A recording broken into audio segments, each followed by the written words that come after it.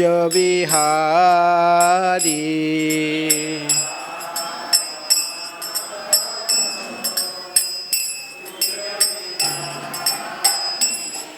जय राधा माधव कुंज बिहारी।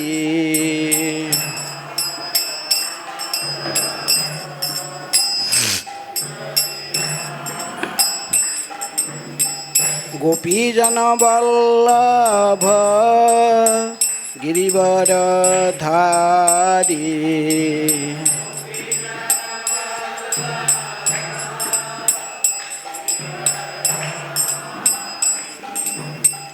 गोपीजन वल्लभ गिरिवरधारी।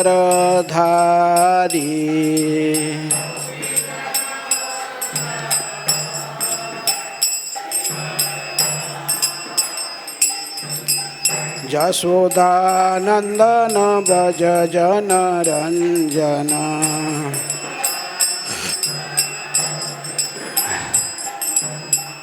यशोदानंदन व्रज जन रंजन।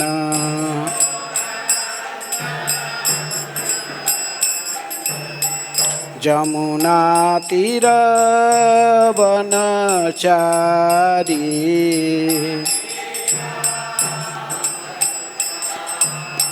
जमुना तीर वनचारी।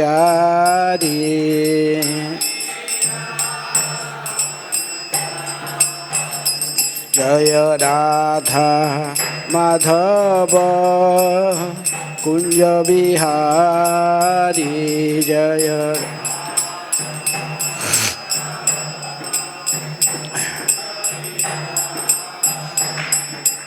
गोपीजन वल्लभ गिरिवरधारी। जय गो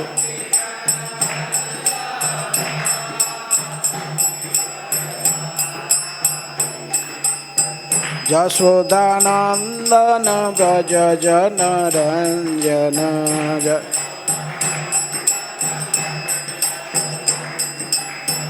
जमुना तीर वनचारी।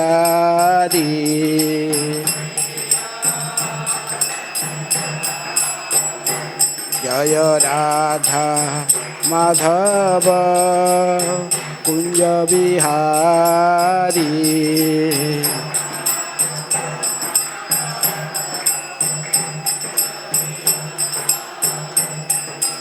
गोपीजन वल्लभ गिरिवरधारी।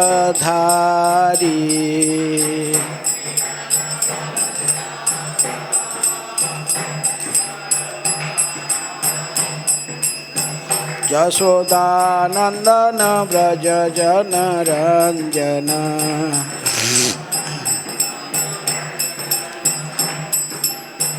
जमुना तीर वनचारी।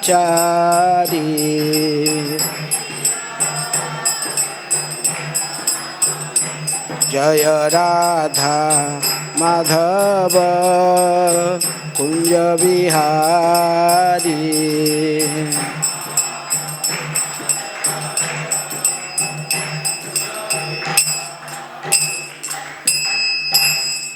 जय ओम विष्णुपाद परमहंस परिव्राजकाचार्य अष्टोत्तर शतश्री श्रीमद डिवाइन ग्रेस अभय चरणारविंद भक्ति वेदांत स्वामी शिल प्रभुपाद की जय। इस्कन प्रतिष्ठाताचार्य बीबीटी प्रतिष्ठाताचार्य शिल प्रभुपाद की जय। अनंत कोटि वैष्णव भक्त वृंद की जय। नामाचार्य शिल हरिदास ठाकुर की जय।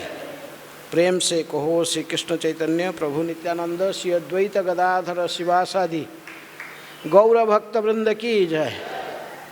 राधा कृष्ण गोपी गोपीनाथ राधा कुंड श्याम कुंड गिरि गोवर्धन की जय। मथुरा वृंदावन धाम की जय। नवदीप मायापुर धाम की जय। पुरुषोत्तम क्षेत्र जगन्नाथपुरी धाम की जय। गंगा मैया जमुना मैया की जय। श्री श्री कृष्ण बलराम की जय। राधा श्याम सुंदर ललिता विशाखा देवी की जय। श्री श्री गौरनिताय की जय। भगवत वाणी श्रीमद् भगवद गीता की जय। वृंदा देवी तुलसी महारानी की जय। समवेत वैष्णव भक्तवृंद की जय, समवेत वैष्णव भक्तवृंद की जय, समवेत वैष्णव भक्तवृंद की जय। ओम अज्ञानातिमिरन्धस्य ज्ञानाञ्जनशलाकया चक्षुरुन्मीलितं येन तस्मै श्रीगुरुभे नमः। श्रीचैतन्यमनोभीष्टं स्थापितं जनभूतले स्वयं रूप कदा मह्यं ददाति स्वपदान्तिकं। वन्देऽहं श्रीगुरुः श्रीयुतापदकमलं श्रीगुरून् वैष्णवांश्च श्रीरूपं साग्रजातं सहगण रघुनाथानितं तं सजीवं साद्वैतं सावधूतं परिजनसहितं कृष्ण चैतन्यदेवं श्रीराधाकृष्णपदान् सहगण ललिता श्रीविशाखान्वितांश्च। नमो ओं विष्णुपादाय कृष्णप्रेष्ठाय भूतले श्रीमते भक्तिवेदांत स्वामिनिति नामिने। नमस्ते सारस्वते देवे गौरवाणी प्रचारिणे निर्विशेषः शून्यवादी पाश्चात्यदेशतारिणे। वसुदेवसुतं देवं कंसचाणूरमर्दनं देवकी परमानन्दं कृष्णं वन्दे जगद्गुरुं। नमो महावदन्याय कृष्णप्रेमप्रदायते कृष्णाय कृष्णचैतन्य नामिने गौरतिशै नमः। हे कृष्ण करुणा सिन्धु दीनबन्धु जगत्पते गोपेश गोपिकान्त राधाकान्त नमस्तुते। तप्त कांचन गौरांगी राधे वृंदावनेश्वरी वृषभानुसुते देवी प्रणमामि हरिप्रिये। वाञ्छाकल्पतरुभ्यश्च कृपा सिन्धुभ्येव च पतितानां पावनेभ्यो वैष्णवेभ्यो नमो नमः। श्रीकृष्ण चैतन्य प्रभु नित्यानंद श्री अद्वैत गदाधर श्रीवासादि गौरभक्तवृंद। हरे कृष्णा कृष्ण कृष्ण हरे हरे, हरे राम राम राम हरे हरे। ओम नमो भगवते वासुदेवाय।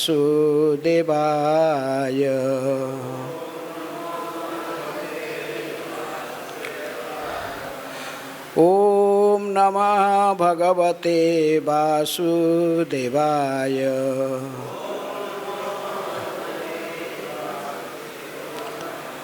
ओम नमः भगवते वासुदेवाय।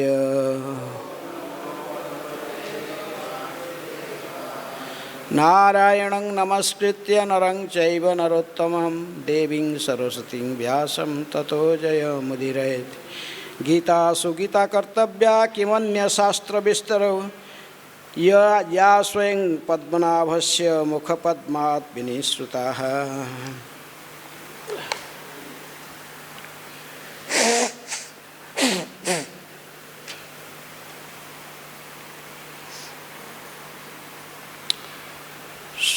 श्रीमद् भगवद गीता यथारूप सप्तम अध्याय भगवत ज्ञान। इस अध्याय के आज 18 नंबर श्लोक। उदारा सर्व एवैते ज्ञानी त्वात्मैव मे मतम् आस्थितः स ही युक्तात्मा माम एवानुत्तमं गतिम उदारा सर्व एवैते ज्ञानी त्वात्मैव मे मतम् आस्थितः स हि युक्तात्मा मामेवानुम् उत्तमां गतिम् उदारा सर्ववैवैते ज्ञानी त्वात्मैव मे मतम् आस्थितः स हि युक्तात्मा मामेवानुत्तमां गतिम् उदारः सर्वैवैते ज्ञानी तु आत्मैव मे मतम् आस्थितः स हि युक्तात्मा मामेवानुत्तमां गतिम्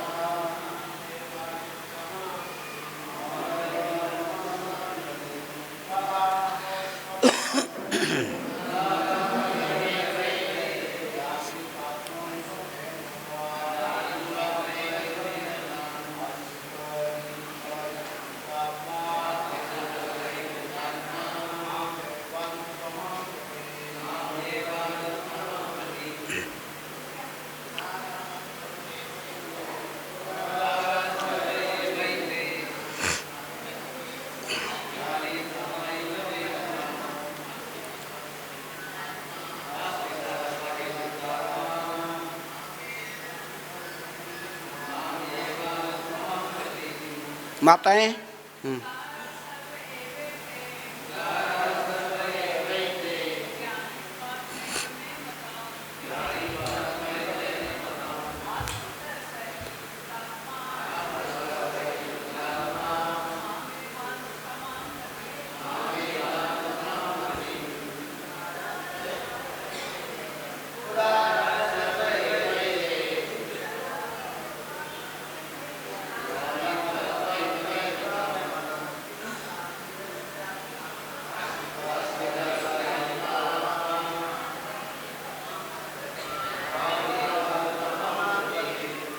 शब्दार्थ उदारा विशाल हृदय वाले, सर्व सभी, एव निश्चय ही, एते ये, ज्ञानी ज्ञान वाला, तू लेकिन, आत्मा एव मेरे समान ही, मैं मेरे, मतम मत में, आस्थितः स्थित, सह वह, ही निश्चय ही, युक्त आत्मा भक्ति में तत्पर, माम मुझ, एव निश्चय ही, उत्तमाम परम सर्वोच्च, गतिम लक्ष्य को। अनुवाद तथा तात्पर्य कृष्ण कृपा स्मृति अभय चरणारविंद भक्ति वेदांत स्वामी श्रील प्रभुपाद जी के द्वारा। श्रील प्रभुपाद की जय। निसंदेह ये सब उदार चेता व्यक्ति है, किंतु जो मेरे ज्ञान को प्राप्त है उसे मैं अपने ही समान मानता हूँ। वह मेरी दिव्य सेवा में तत्पर रहकर मुझ सर्वोच्च उद्देश्य को निश्चित रूप से प्राप्त करता है। दोहराइए, निसंदेह ये सब उदार चेता व्यक्ति है, किंतु जो मेरे ज्ञान को प्राप्त है उसे मैं आपने ही समान मानता हूँ। वह मेरी दिव्य सेवा में तत्पर रहकर मुझ सर्वोच्च उद्देश्यों को निश्चित रूप से प्राप्त करता है। तात्पर्य ऐसा नहीं है कि जो कम ज्ञानी भक्त है वे भगवान को प्रिय नहीं है। भगवान कहते हैं कि सभी उदारचेता है, क्योंकि चाहे जो भी भगवान के पास किसी भी उद्देश्य से आए हैं वह महात्मा कहलाता है। जो भक्त भक्ति के बदले कुछ लाभ चाहता है उन्हें भगवान स्वीकार करते हैं, क्योंकि उससे स्नेह का विनिमय होता है। वे स्नेहवश भगवान से लाभ की याचना करते हैं और जब उन्हें वह प्राप्त हो जाता है तो वे इतनी प्रसन्न होते हैं कि वे भी भगवत भक्ति करने लगते हैं। किंतु ज्ञानी भक्त भगवान को इसीलिए प्रिय है कि उसका उद्देश्य प्रेम तथा भक्ति में परमेश्वर की सेवा करना होता है। ऐसा भक्त भगवान की सेवा में सेवा किए बिना क्षण भर भी नहीं रह सकता। इसी प्रकार परमेश्वर अपने भक्त को बहुत चाहते हैं और उससे विलग नहीं हो पाते। श्रीमद् भागवतम में नवम स्कंद की 4 अध्याय के 68 नंबर श्लोक में भगवान कहते हैं, साधव हृदयमह्यं साधूनां हृदये तो अहम मद अन्यते न जानन्ति नाहं तेभ्य मनागपि। भक्तगण सदैव मेरा हृदय में वास करते हैं और मैं भक्तों के हृदय में वास करता हूँ। भक्त मेरे अतिरिक्त और कुछ नहीं जानता है और मैं भी भक्तों को कभी भी नहीं भूलता। मैं तथा शुद्ध भक्त के बीच घनिष्ठ संपर्क रहता है। ज्ञानी शुद्ध भक्त कभी भी आध्यात्मिक संपर्क से दूर नहीं होते, अतः वे मुझे अत्यंत प्रिय है। उदारा सर्वैवैते ज्ञानी तु आत्मैव मे मतम् अस्थितः स ही युक्तात्मा मामेव अनुत्तमां गतिम्। निसंदेह ये सब उदारचेता व्यक्ति है, किंतु जो मेरे ज्ञान को प्राप्त है उसे मैं अपने ही समान मानता हूँ। वह मेरी दिव्य सेवा में तत्पर रहकर मुझ सर्वोच्च उद्देश्य को निश्चित रूप से प्राप्त करता है। अभी श्रीमद् भगवद गीता के 7वें अध्याय से लेकर 12वें अध्याय तक ये विशुद्ध भक्ति के भगवान ने ज्ञान अर्जुन को प्रदान करते हैं। भगवद गीता के 18 अध्याय से हम जैसे जानते हैं कि प्रारंभिक 6 अध्याय मुख्य रूप से निष्काम कर्मयोग की आधार पर चर्चा की गई है। बीच की ऐसा जो 6 अध्याय है, 7वें अध्याय से लेकर 12वें अध्याय विशुद्ध भक्ति की चर्चा की जाती है। अंतिम में दिव्य ज्ञान की चर्चा होती है 13वें अध्याय से 18वें अध्याय। तो इसलिए भक्ति की शुभारंभ इसी अध्याय से प्रारंभ हुई है और ये चारों श्लोक में विशेष रूप में 15 नंबर श्लोक से लेकर 15 नंबर श्लोक में भगवान ने कहे कि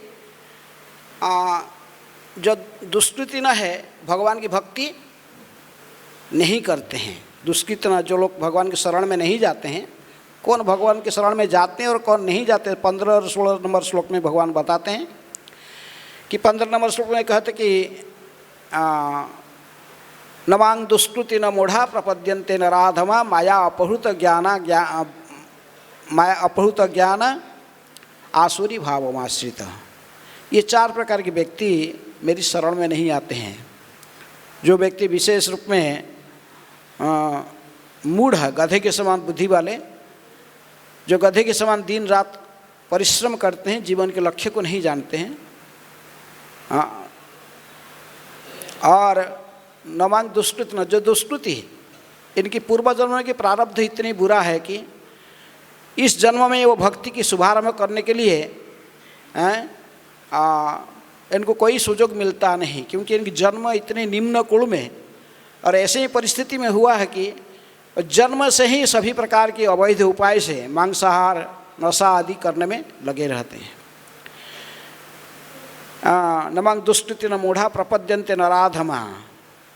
नराधमा जो नर में सबसे अधम व्यक्ति है, अर्थात जो मनुष्य शरीर प्राप्त करके भी भगवान की भक्ति नहीं कर पाते, क्योंकि मानव जन्म लभिया राधा कृष्ण ना भजिया जानिया सुनिया विष खाइनो। जो अत्यंत निकृष्ट श्रेणी के लोग हैं, मनुष्य जब जीवन में रहकर भी भगवत भक्ति व भगवान के बारे में कुछ जानने की इनको किसी प्रकार की इच्छा नहीं होती है। अंतिम में भगवान कहते कि नराध माया अपहृत ज्ञाना, जो विषय तथाकथित संसार में जो लोग विशेष रूप में बुद्धिमान माने जाते हैं, जो बड़े बड़े अधिकारी, जो कि प्रोफेसर साइंटिस्ट, इस कैटेगरी के लोग जो भगवान के शरण में नहीं आते हैं, इनके ज्ञान को माया ने हर लिया। इसलिए 15 नंबर श्लोक में 4 प्रकार के व्यक्ति जो भगवान के शरण में नहीं जाते हैं बताने के बाद भगवान 16 नंबर श्लोक में बताते कि 4 प्रकार के व्यक्ति जो इनके शरण में आते हैं। चतुर्विध भजते माम जना सुकृतिनः अर्जुन आर्त अर्थार्थी जिज्ञासु ज्ञानी च भरतर्षभ। भगवान कहते कि 4 प्रकार व्यक्ति मेरी शरण में आते हैं। आर्त अर्थार्थी, विशेष किसी विपद की ग्रस्त होकर बा किसी धन की आशा रखकर, अब और जिज्ञासु के किसी प्रश्न के उत्तर के लिए, बा कुछ लोग ज्ञानी जिनको मोक्षाकांक्षी, जिनको किसी प्रकार कुछ प्रश्न भी नहीं है, बा किसी प्रकार के कुछ भगवान से नहीं चाहते, लेकिन केवल भगवान वो जन्म मृत्यु संसार से मुक्त होना चाहते। ये 4 प्रकार के व्यक्ति भगवान कहते कि मेरी शरण में आते हैं। चैतन्य महाप्रभु कहते कि इसमें आर्त अर्थार्थी दुई सकाम मध्यमानी और जिज्ञासु ज्ञानी दुई मुख्य काम मानी। विशेष रूप में जो आर्त, जो विपदग्रस्त होकर भगवान की शरण में आते हैं, बा जो अर्थात युग ये दोनों सकाम भक्त है, क्योंकि जो कामना के साथ भगवान की शरण में आए हैं। लेकिन विशेष रूप में जो कुछ प्रश्न पूछने के लिए आते, प्रश्न कुछ जिज्ञासा लेकर आते हैं, या जो ज्ञानी है जिनकी इच्छा केवल मुख्याकांक्षी होते बा जन्म मृत्यु संसार से मुक्त होना चाहते हैं, तो ये दोनों को मुख्यकामी कहा गया है। तो पहले अन्य तीनों कैटेगरी के बारे में चर्चा हो चुका है। अभी इस लेकर 17 नंबर 18 नंबर 19 नंबर ने 17 18 19 कुड़ी 3-4 श्लोक में विशेष रूप में ज्ञानियों के बारे में चर्चा की जा रही, क्योंकि भगवान ने कहते कि ये 4 प्रकार व्यक्ति जो व्यक्ति मेरे शरण में आते हैं, इनमें से मुझे सबसे प्रिय कौन है? ज्ञानी। ज्ञानी मुझे सबसे प्रिय है, क्योंकि ज्ञानी के मन में किसी प्रकार की भौतिक इच्छा नहीं होता है, भगवान से कुछ मांगता नहीं है वो, हैं? धन जन कविता सुंदरी ऐसा कुछ इच्छा नहीं, जैसे अन्य के पास में यहाँ तक कि कुछ पूछना जिज्ञासा करना वो भी इच्छा ज्ञानी के पास नहीं होता है, क्योंकि उसको तो पता है, उसको पता रहता है कि जीवन का लक्ष्य क्या है, हैं? तो इसलिए भगवत प्राप्त जानता है कि जीवन के लक्ष्य है जन्म मृत्यु संसार से मुक्त हो जाना। लेकिन ऐसे ही भावना लेकर जन्म मृत्यु संसार की से मुक्त होने की भावना लेकर जो भगवान की शरण में आता है, उसके मन में और कोई अन्य इच्छा नहीं होता है। भगवान कहते कि वो मुझे अति प्रिय है।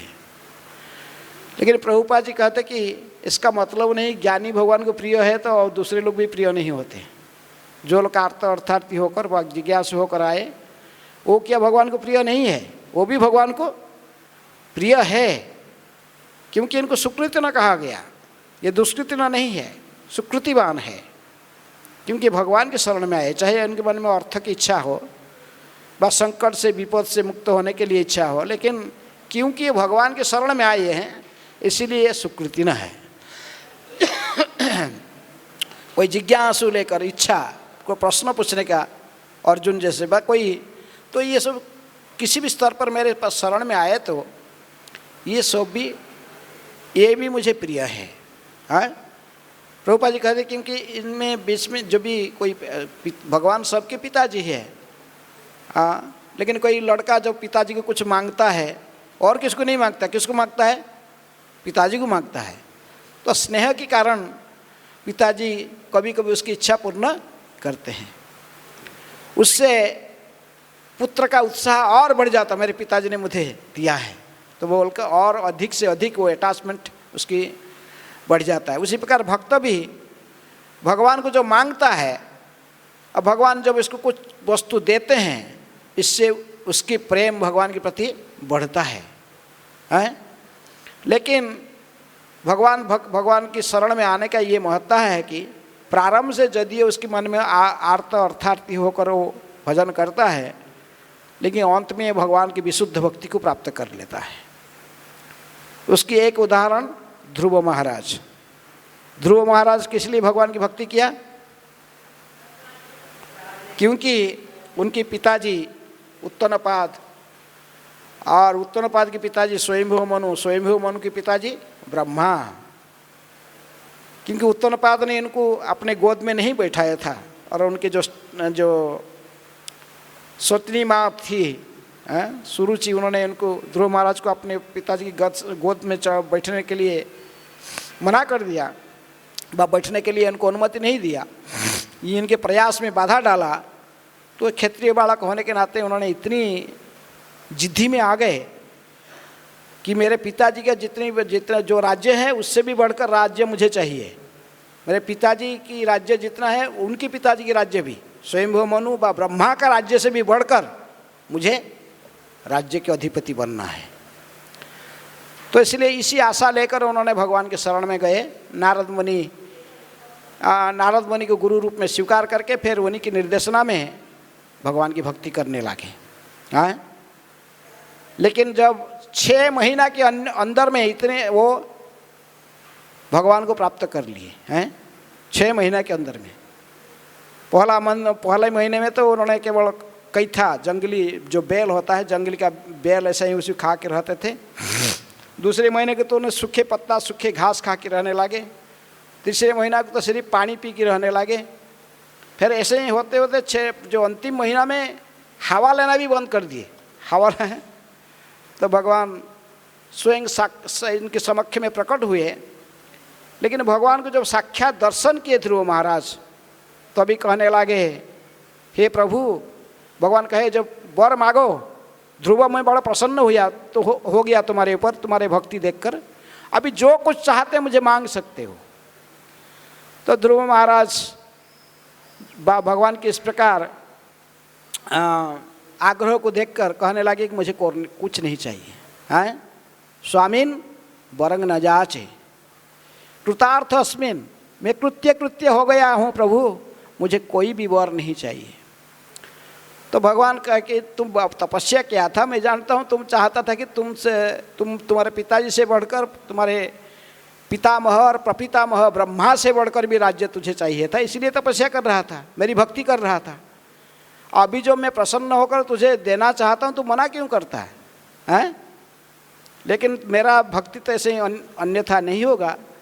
इसलिए भगवान ने उसको ध्रुवलोक दिए, जो ध्रुवलोक ब्रह्मलोक से भी परे हैं, जिसको आज भी हम कहते पोल स्टार, ध्रुव तारा है, उत्तर दिशा में रहता। सारे जितने भी ग्रह नक्षत्र हैं वो ध्रुव तारा को परिक्रमा करते हैं।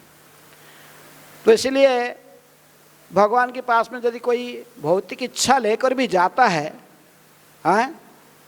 तो भी उसकी कोई नुकसान नहीं है। भगवान कहते कि, इसलिए प्रभुपाद जी कहते कि ऐसे नहीं कि भगवान उसको प्रेम नहीं करते। भौतिक इच्छा के साथ में भी जब भगवान के शरण में जाएगा तो भगवान अवश्य उसको प्रेम करेंगे, भगवान उसको प्रेम करते हैं। लेकिन इसको थोड़ा समय लगता है भौतिक इच्छा से मुक्त होने के लिए। लेकिन जो ज्ञानी है वो प्रारंभ से ही भौतिक इच्छा से मुक्त रहता है, उसके मन में कोई भौतिक इच्छा नहीं होता है।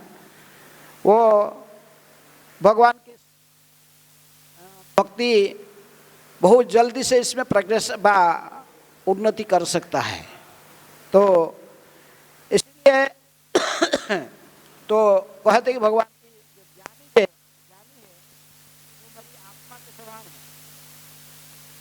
तो मुझे प्रिय है, लेकिन विशेष रूप में जो ज्ञानी है वो आत्मा के समान है।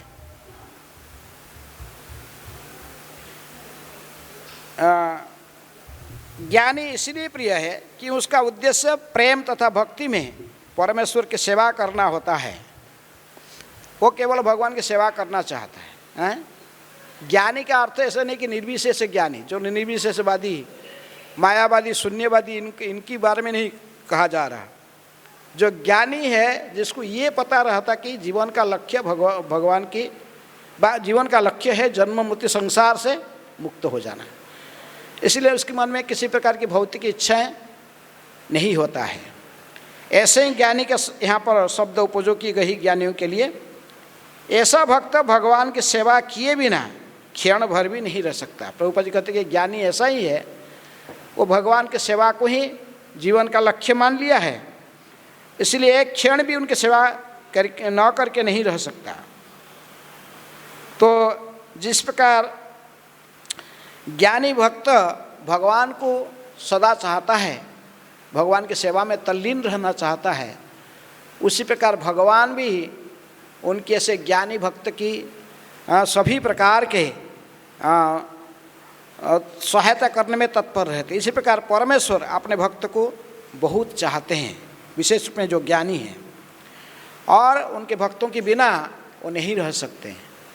इस प्रसंग में प्रभुपाद जी ने वो श्लोक कोट करते हैं कि अम्बरीश महाराज और दुर्वासा की उपाख्यान से 9वें स्कंद के 4 अध्याय के 68 नंबर श्लोक, तो कहते कि साधव हृदयंगमह्यं साधुनांग हृदय तो हम मत अन्यते न जानन्ति नाहं तेभ्य मनागपि। भगवान कहते कि दुर्वासा को कहते कि हे ब्राह्मण, मैं मेरे भक्त के अलावा दूसरे कुछ नहीं चाहता हूँ, नहीं जानता हूँ, ना मेरे भक्त मेरे अलावा और दूसरे कुछ जानता है, इसलिए मेरे भक्त सदा मेरे हृदय में निवास करता है और मैं भी सदा मेरे भक्त के हृदय में निवास करता हूँ। क्या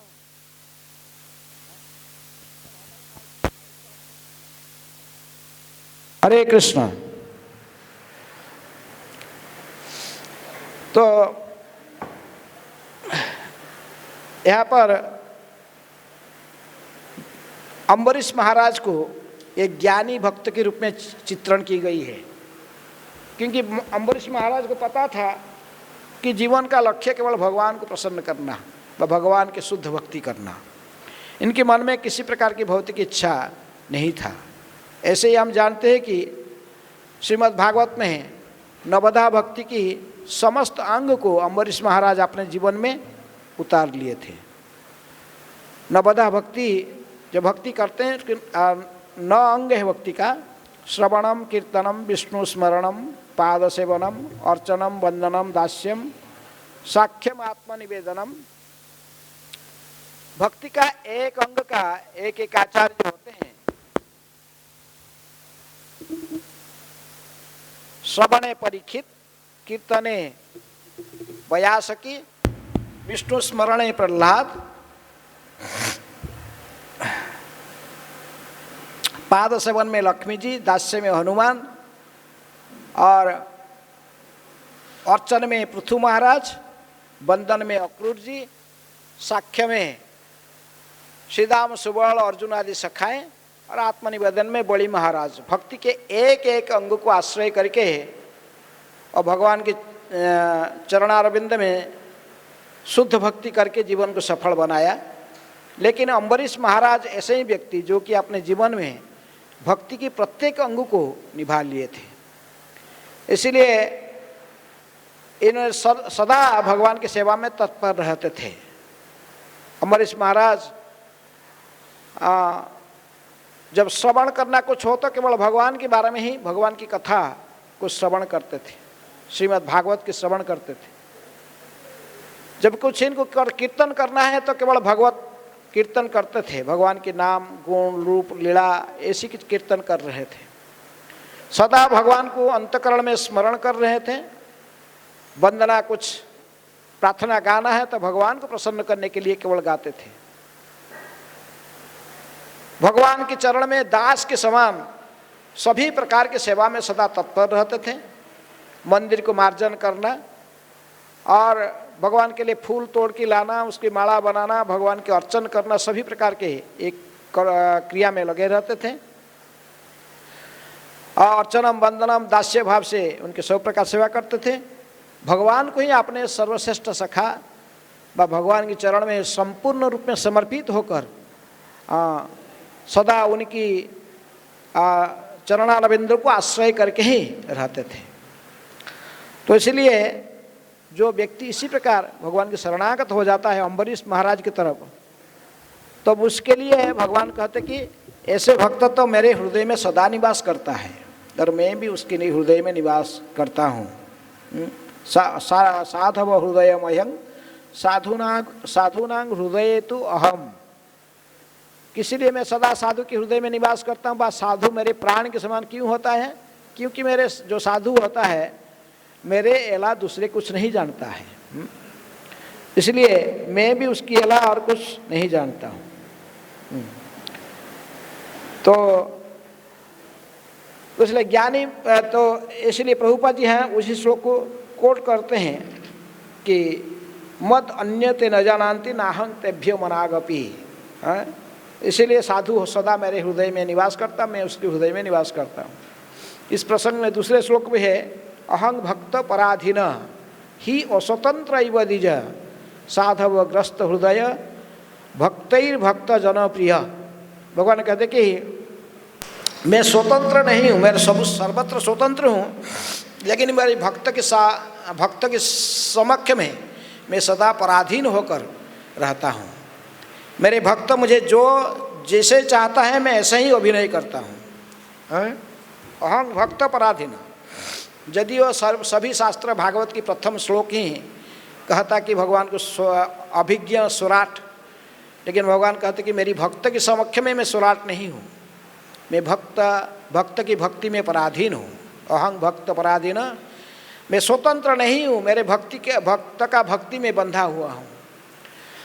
और भक्त तो मेरी प्रिय होता है, लेकिन मेरे भक्तों की भी जो भक्त होता है, जो मेरी भक्तों की सेवा में भी लगा रहता है, वो भी मुझे अधिक प्रिय होता है। जो मेरी भक्तों की शरण में रहता है वो भी मुझे प्रिय होता है। इसलिए ये इस श्लोक में कहा गया कि ऐसे ही जो भक्त है, भक्तगण सदैव मेरे हृदय में वास कर, जो ऐसे भक्त सदा मैं इनको मेरे हृदय में धारण करता हूँ। और भगवान कहते कि मेरे तथा शुद्ध भक्तों के बीच घनिष्ठ संबंध रहता है। ज्ञानी शुद्ध भक्त कभी भी आध्यात्मिक संपर्क से दूर नहीं होते, अतः वे मुझे अत्यंत प्रिय होते हैं। क्यों? ज्ञानी भक्त के मन में भौतिक इच्छा नहीं होता है, मुख्य बात यही है। आज जो लोग दूसरे अर्थार्थी होते हैं, कुछ लोग जो अल्प ज्ञानी वाले होते हैं, कभी कभी भगवान के शरण में तो आए हैं, लेकिन कभी कभी उनकी मति बदलने का चांस रहता है। कहते भगवान क्या करूं, इतने से मांगना, इतनी बार सारा इतने साल एकादशी व्रत कर लिया, कुछ मिलता नहीं है, और तो गरीब हो रहा हूँ। चलो थोड़ा शंकर जी का व्रत कर लेते हैं, शिवरात्रि व्रत भी पालन कर लेते, बा अन्य किसी देवता को प्रसन्न करके हासिल कर लेते हैं। लेकिन ऐसे जो अल्प बुद्धिमान व्यक्ति, कभी कभी ऐसा ही उनके मन में चिंतन आ सकता है, लेकिन ज्ञानी व्यक्ति के मन में कभी भी चिंतन अतः बदलता नहीं है। क्योंकि ज्ञानी भक्त के मन में भौतिक इच्छा कुछ नहीं होता है, और सारे शास्त्र के सिद्धांत को जानता है। वो जानता ही कृष्णस्तु भगवान स्वयं, कृष्ण ही परम भगवान है, और भगवान जो कुछ करते हैं प्राणी के मंगल के लिए करते हैं। भगवान का कभी भी अपने भक्तों की अमंगल चिंतन कर ही नहीं सकते। ये दृढ़ भाव से ज्ञानी भक्त के मन में स्थित रहता है। एक राज्य में एक राजा था, राजा के मंत्री था, जहाँ भी जाते थे राजा भी चलता था साथ में, मंत्री भी साथ में जाते थे। एक बार राजा और मंत्री दोनों से जंगल में गए थे शिकार करने में, उनके साथ और 2 सिपाही भी थे। तो ऐसे ही शिकार करते करते वो तीर से कैसे भी राजा का अंगूठा कट गया, थोड़ा खून बहने लगा बहुत जोर जोर से। राजा अपने मंत्री को दिखाया अंगूठा। मंत्री भक्त था, ज्ञानी भक्त था।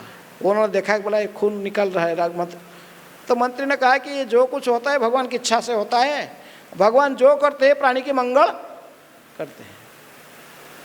तो राजा ने सोचा कि कैसे हमारा मंत्री है मेरा अंगुली कट गया और खून बह रहा है, वो बोलता भगवान मंगल के लिए करते हैं। तो सिपाही जो दोनों साथ में थे उनको बोला इसको मंत्री की अरेस्ट कर लो, इसको बांधी के लेके जेल में डाल दो, देखते हैं उसका कैसे मंगल हो रहा है। वो राजा तो अकेला हो गया, घूम रहा था। वो जंगल में रहते थे कुछ लोग, काली की पूजा करने वाले काली भक्त थे। तो उन्हें माँ के पास में बलि चढ़ाने के लिए कोई व्यक्ति ढूंढ रहे थे। और देखे कि ये तो बहुत अच्छा तगड़ा व्यक्ति है। तो जंगली व्यक्ति 50-60 लोग चारों साइड घिर गए, राजा को पकड़ लिए, पकड़ के ले गए माँ के पास। उसको स्नान कराए, भोजन कराए, खिलाने के बाद माँ के पास बलि काठ में बोले सिर रखे इधर। लेकिन जब उनके मुँह हेड पर जो पुजारी था जो वो आया, बलि देने के पहले देखा है चेकिंग किया जाता पूरा शरीर है सब, कहीं यदि कुछ खंडित होता है, कोई कटा होता है, बार रक्त फक्त कहीं चूहता है, तो शरीर वो बलि में योग्य नहीं माना जाता है। तो पुजारी जब चेकिंग कर रहा था, राजा को देखा कि इसका अंगूठा कटा हुआ, अभी तो खून चूह रहा है, खून बह रहा है उसमें से। बोले ये तो झूठा हो चुका है, माँ का बलि के लायक नहीं है, भागे बेकार का आदमी को पकड़ के लाए हो, छोड़ो इसको। तो बंधन खोल के इनको भगा दिए, बहुत बेकार का आदमी है। तो राजा को समझ में आया कि भगवान कैसे मंगल करते। वो जो राजा कह रहा था कि इस भगवान जो कुछ करते प्राणी का मंगल के लिए करते हैं।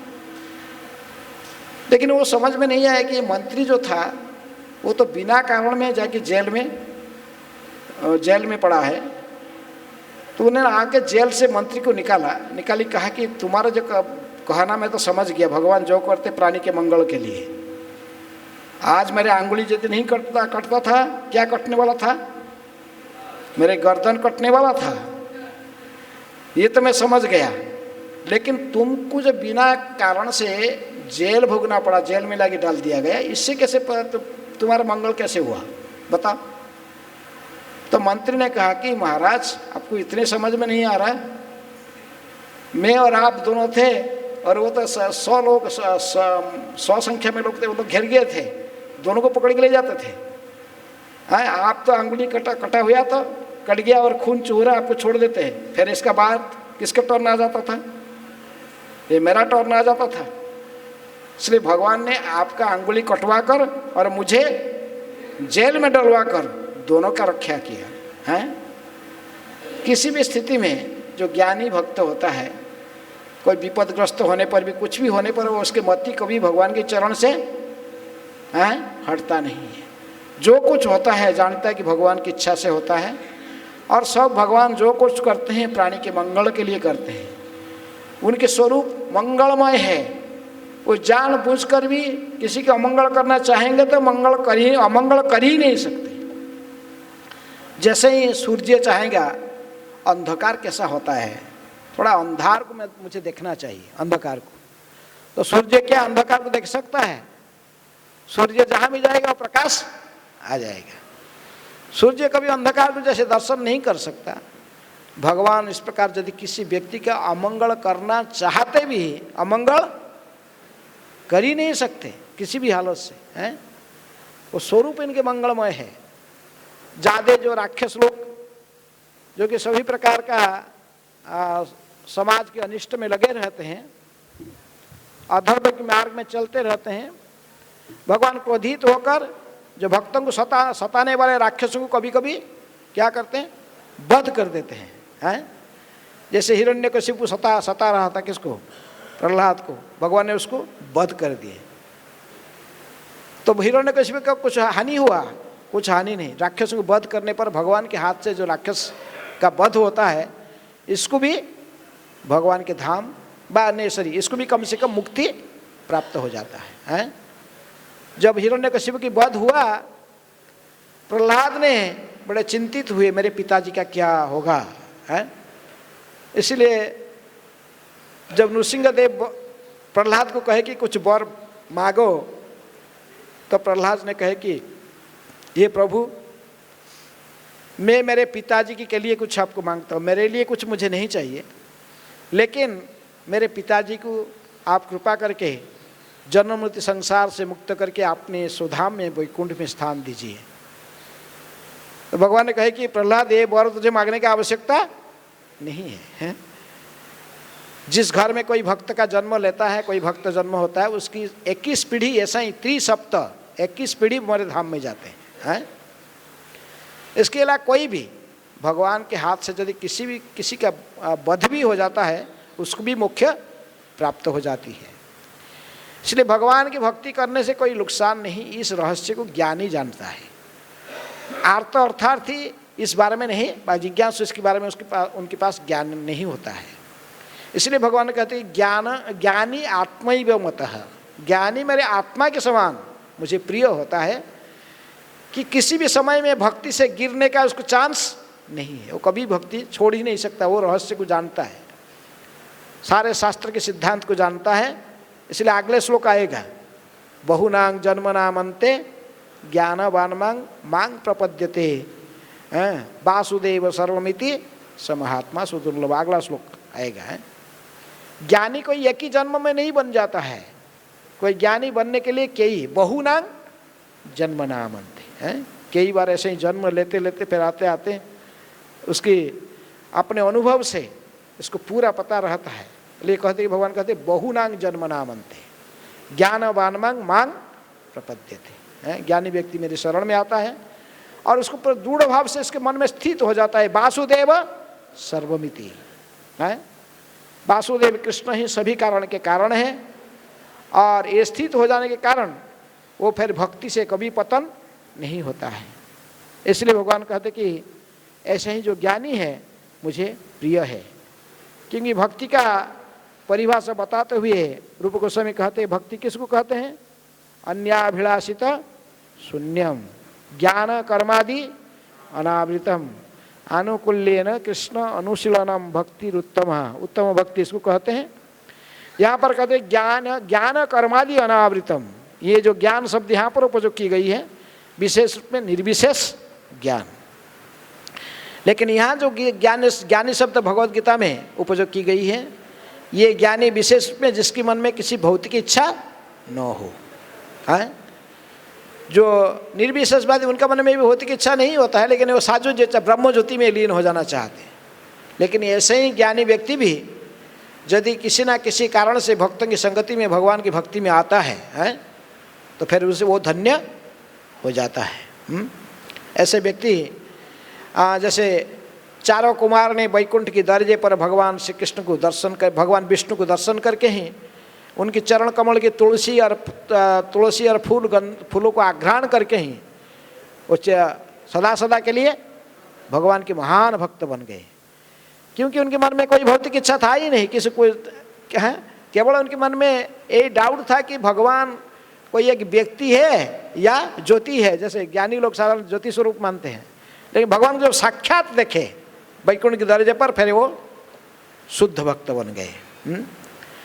तो इसी प्रकार जब भी किसी ज्ञानी व्यक्ति के मन में थोड़ा जो भगवान की भक्ति का उदय हो जाता है, भगवान किसी न किसी कारण से भक्तों की कृपा से भगवान की कृपा से भक्ति शुभारंभ कर देता है, तो फिर अत्यंत उच्च कोटि की भक्त बनता है। इसीलिए भगवान कहते हैं कि 4 प्रकार की जो सुकृतिन व्यक्ति है, सुकृतिवान जो व्यक्ति आर्त अर्थार्थी जिज्ञासु ज्ञानी, इनमें से जो ज्ञानी है जिसके मन में किसी प्रकार की भौतिक इच्छा नहीं है, जो जानता है कि भगवत प्राप्ति ही जीवन का लक्ष्य है, भगवान के चरण कमल में प्रेम प्राप्त कर लेना ही जीवन का लक्ष्य है, तो फिर वो भक्त मुझे अति प्रिय होता है। इसलिए हमें भक्तों की संगति विशेष रूप में शास्त्र अध्ययन और भक्तों की संगति, ऐसे व्यक्ति भक्ति में फिक्स हो जाता। प्रभुपाद जी कहा करते थे कि इस्कॉन के जो भक्त है उनको मेरे एक ही समालोचना करने का है कि वो मेरे किताब को ध्यान से पढ़ते नहीं है। चलो 16 माला जपा करना कैसे भी इधर उधर करके माला कर लेते, लेकिन मेरे जो निर्देशन है प्रत्येक दिन मेरी ग्रंथों को 2 घंटा पढ़ना चाहिए, कम से कम 1 घंटा तो पढ़े, वो नहीं करते हैं। इसी कारण से उनकी भक्ति स्थिर नहीं हो पाता है। इनकी मन विचलित होता है। फिर इसलिए प्रभुपाद जी चाहते थे कि प्रत्येक व्यक्ति को ज्ञान के लिए प्रभुपाद जी की किताबों को पढ़ना चाहिए। ज्ञान कहाँ से पाएगा? ज्ञान शब्द का अर्थ क्या? वेद शब्द का अर्थ ही ज्ञान। इसलिए ज्ञान हम जो ग्रंथों को पढ़ेंगे, भगवत गीता को पढ़ेंगे, श्रीमद् भागवत को प्रभु पढ़ेंगे, श्रवण करेंगे, तो भक्तों की संगति में शास्त्र आलोचना करने से हम ज्ञान व जीवन का लक्ष्य व भगवान के बारे में सब कुछ हमको पता चलता है। इसीलिए प्रभुपाद जी चाहते कि हम सभी ज्ञान आहरण करें, भगवत गीता भागवत को भक्ति वेदांत तात्पर्य जी के साथ पढ़ें और उस ज्ञान को हम जीवन में उपयोग करें। इसी प्रकार हम शुद्ध भक्त बनकर जीवन को, मानव जीवन को सफल बना सकते हैं। सच्चे ज्ञान जो प्राप्त करता है तो फिर वो जानता जीवन का लक्ष्य भगवत प्राप्ति है, इसलिए राधा कृष्ण की भक्ति में जोड़ जाता है। नरोत्तम दास ठाकुर कहते कि मनुष्य जन्म लभिया राधा कृष्ण ना भजिया, जानिया सुनिया विष खाइनु, हरि हरि विफले जन्म गवाइनु। हे हरि, मेरा जीवन ऐसे वृथा में व्यतीत कर दिया, क्योंकि ये मनुष्य जन्म प्राप्त करके भी मैं राधा कृष्ण की भक्ति नहीं किया। लेकिन राधा कृष्ण की भक्ति में पूरा स्थिर होने के लिए सभी प्रकार के शास्त्र ज्ञान होना जरूरी है, क्योंकि शास्त्र ज्ञान नहीं होने से हम नहीं समझते कि कृष्ण किस प्रकार सभी कारण के कारण है।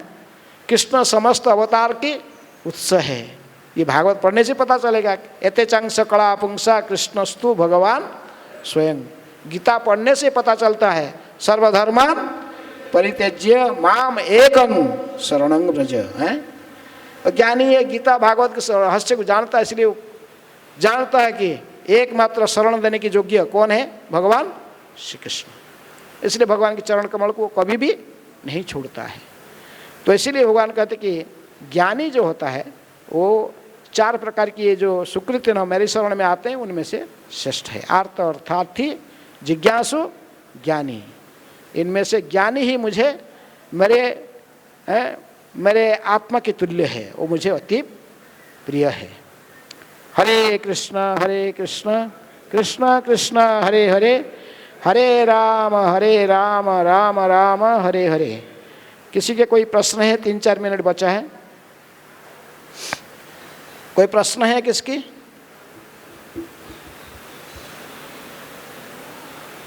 कोई प्रश्न नहीं है?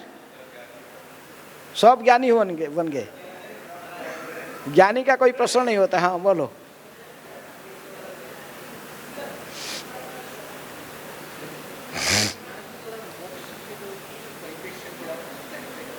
मुख्य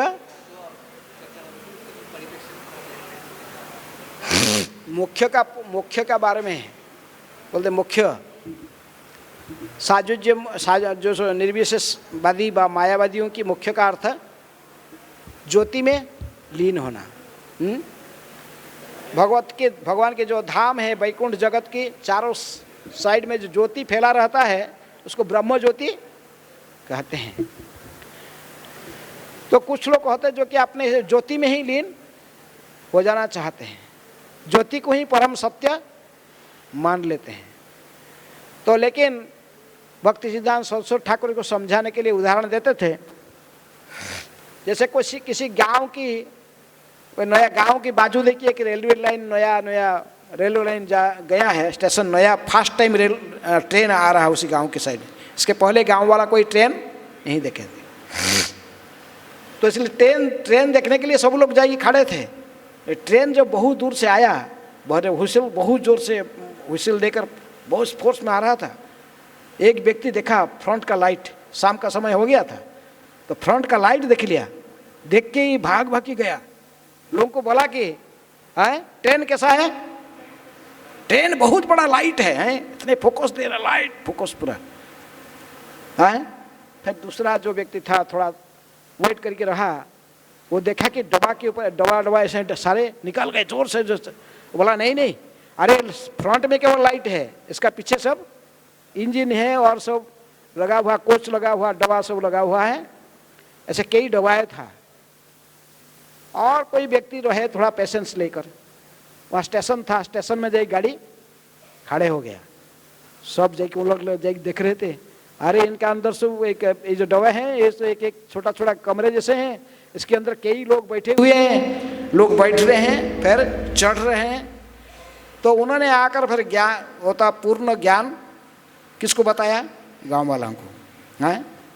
इसी प्रकार भगवान कहते नहीं, श्रीमद् भागवत में कहते कि ज्ञानम च ने जो अद्वैत ज्ञान है ब्रह्मेति परमात्मेति भगवान इति शब्दते हैं। परम ज्ञान जिन जो होता है, तो कुछ लोग थोड़ा कहते कि ज्ञान नहीं ब्रह्म परम माने ब्रह्म ज्योति है, कुछ भगवान मान लेते हैं, कुछ लोग परमात्मा को मानते हैं, और कुछ लोग जो भक्त लोग वो किसको मानते हैं? भगवान को मानते हैं। तो इसलिए असली ज्ञानी है वो परम सत्य को कैसे मानता है? भगवान रूप में स्वीकार करता है। वासुदेव सर्वमिति है, वो है असली ज्ञानी। और जो दूसरे ज्ञानी जो निर्विशेष ज्ञानी है बा जो परमात्मा की ज्ञान में है, जो ज्ञानी परमात्मा को प्राप्त करना है, ये सब अधूरा है। ज्ञानम च अद्वयम ब्रह्मेति परमात्मेति भगवान इति शब्दते हैं। तीनों स्तर हैं आध्यात्मिक सत्य को उपलब्धि का। हरे कृष्णा कृष्णा कृष्णा हरे हरे, हरे राम राम राम हरे हरे। श्रील प्रभुपाद की जय।